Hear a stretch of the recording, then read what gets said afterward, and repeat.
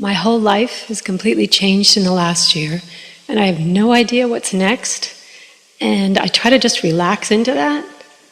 Well, you do have an idea of what's next if you expect what's next to be the next logical step from where you are. So in general terms, you may not know the specifics, but don't you know in general terms what's next? Yeah. More good, more interesting, more satisfying, more... That would be great. Yeah? Yes. But I'm not relaxing into it as much as I'd like. There are days when I'm completely happy and excited, and there are days where I'm like, oh my God, I have to do something. But I know earlier you were talking about lining up with energy first rather than taking action, which is what I've been working on, but I don't know if I think I need help. It undoubtedly seems like it would be nice for all of you if you could just take enough time off from all of the responsible things that you feel like you have to do until you could get in sync with the rhythmic flow of the energy so that you could just follow through with inspired things. And we also know that it doesn't feel to you that you need to do that because your children might starve before you come into alignment or. And so we know that you are in an interesting position because you really have to carry on while you are maybe, if you want to, modifying your perspective to be more thought rather than action, more emotion rather than action, and more inspired action rather than contrived or controlled action. Mm-hmm.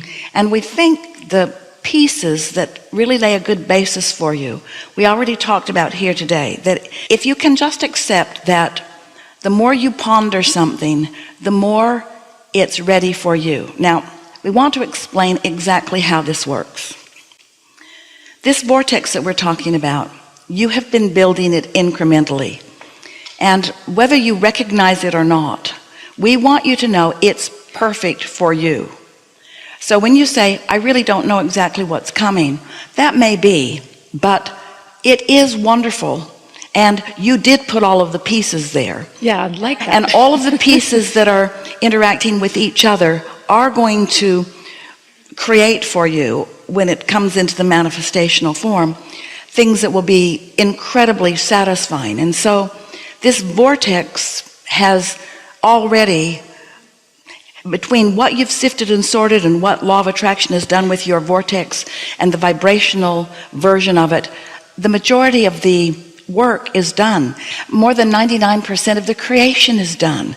It isn't about effort factor, it's about alignment factor. So if you can accept that it is already accomplished and that now you have the simple experience of just getting into a chilled place where you're not clunking a bunch of engines on your track going in opposition to what you want, that the natural unfolding is for what you want to begin occurring to you, to begin appearing to you.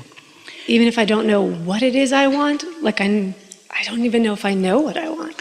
But I know it'll be good if I can just let it in, like the universe knows what I want. It's like this, as it's gathering momentum and really gestating in the state of becoming, and you are feeling good mostly just because you want to, and because you figure out what kind of thoughts help you feel good and what kind of thoughts don't, and you avoid those that don't and you focus on those that do. So you're feeling good often, which means you're closer and closer and more often in that receptive mode. And because you are, then an idea occurs to you. Oh, and often you say it's an idea of desire.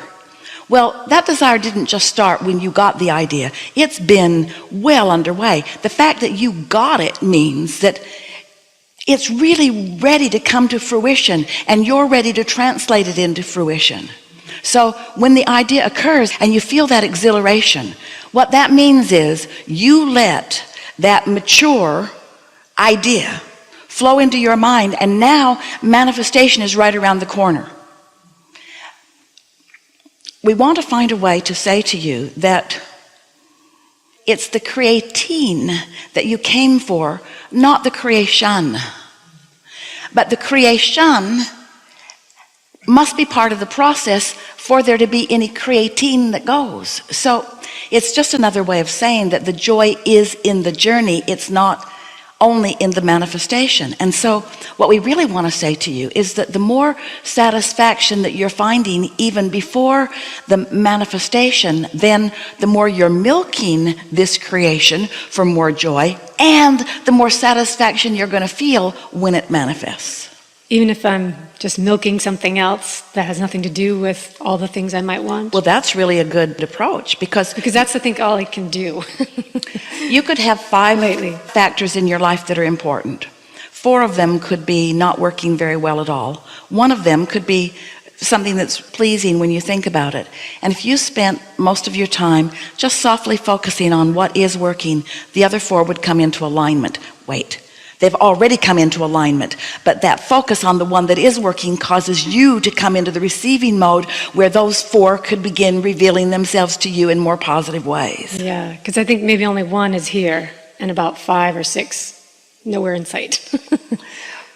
But I don't feel bad about that, but I feel maybe I'm not. We want to go back and revisit for a moment the analogy of Esther and her lions and horses, because so many of our physical friends really believe that it's the accomplishing of the manifestation that is necessary for feeling good. So when they hear a story like this about Esther, who can just pick out something that she wants and write a check for it, they have a hard time understanding why we think that this is an interesting story. Because they're still thinking, hey, if I could just write a check for something, then everything would be better for me, because in the having of it, in the absence of it, if I could just have what I think that I'm wanting, then I would feel better.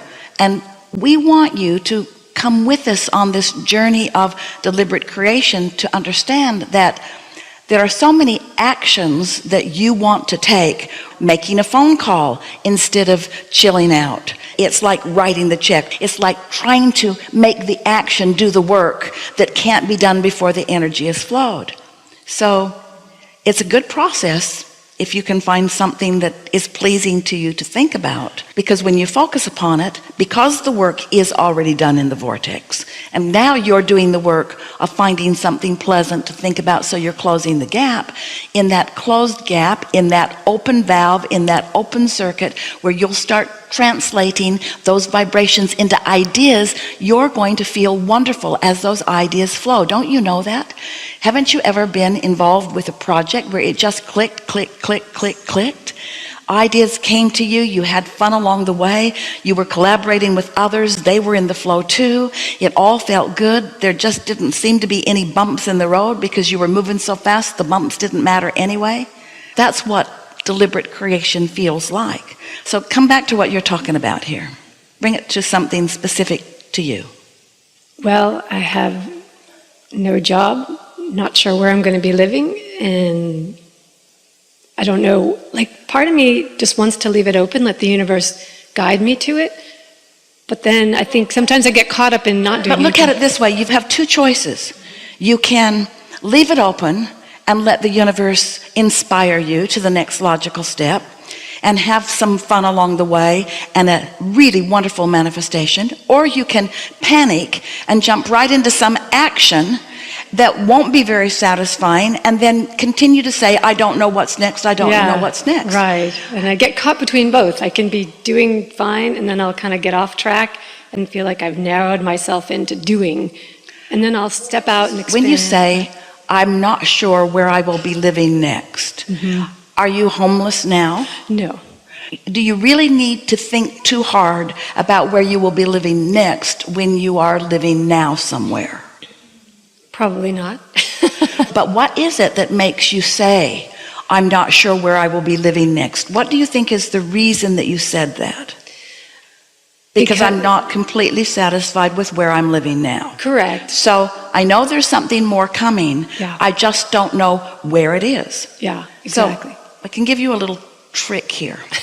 Okay. When you think about what you want and why you want it, you almost always get into the receiving mode. When you think about what you want and where it's going to be, when it's going to be, who it's going to be with, then doesn't work out. then you're not in the receiving mode. Yeah. So when you think about where you want to be and why you want to be there, why is that? What is it you want and why do you want it relative to a place to live? I'd like 4 seasons instead of maybe 1, like San Antonio only has kind of 1, so that I would like. We said, what is it you want and why do you want it? And you said, because I don't like this. Oh, because I love the fall, and I love the trees changing, and then I love a little snow, and then I love it to be spring, and how each new season makes me feel. So now, as you say that, we can all feel you line up with that. Not at first, but you got there. So now, why does that change in seasons feel good to you? Now, this is that flowing the energy that we're talking about. Why does a change in seasons feel good to you? It's exhilarating. All right. It's change, and I kind of like the idea of like new energy with each season. It helps me to refocus. I like the way it smells and feels. So milk that a little bit. Let that energy flow a little bit.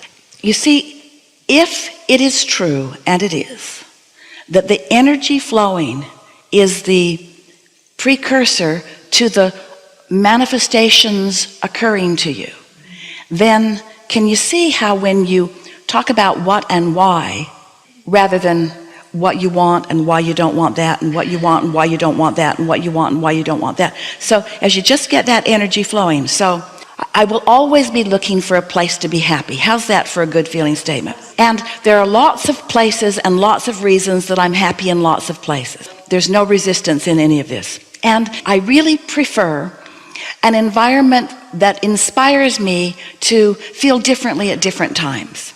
So I really like temperature changes. I really like foliage changes. I really like the changes in the way the air is. I really like the way the community feels different in different times of year. I like how the snow just kind of slows everyone down and makes you appreciate the warmth and the contrast of a fire. I really like the smell of a fireplace. I really like the new budding of the new flowers after they've been in the frozen ground. I really like the fresh start that the new, you're all going to leave San Antonio soon, aren't you? I really like the fresh start that the new spring brings. I really like the way I feel. I'm comfortable in that environment. I can be comfortable in every environment, but I really like the feeling of that. Now, if that's all you did in a deliberate, focused time, you've flowed enough energy that now law of attraction is going to bring you other things. And as you continue to understand, and we're going to say it right now and today in a way you've never heard us say it before. If you can get it that your work is to extend the flowing of the energy, period. If you can get it that your work is to extend the positive flow of the energy rather than the engine going toward what you want and the engine going toward what you don't want. If you can just keep your energy, your thoughts, meaning your focused thoughts, clearer, purer, less contradicted, which means feeling better, feeling better, feeling better, feeling better, the manifestation will just be the next logical step. It just happens that way. But if you think that in order to have that you've got to get online, you've got to do some research, you've got to figure out where those places are, action, action, action, action, action, and then you'll just move somewhere and see what it's like, you won't like the horses as much as the lions. Yeah, I think you're right. You just won't. You could warm up to the horses. You'll like them in time. They'll become your friends. They'll find their place there. But that's doing the energy work after the fact, you see. And it's so much more good feeling and so much more productive if you take the pleasure from the energy flow. Now, hear this. Can you take the pleasure from the energy flow? Or do you need to take the pleasure from the manifestation?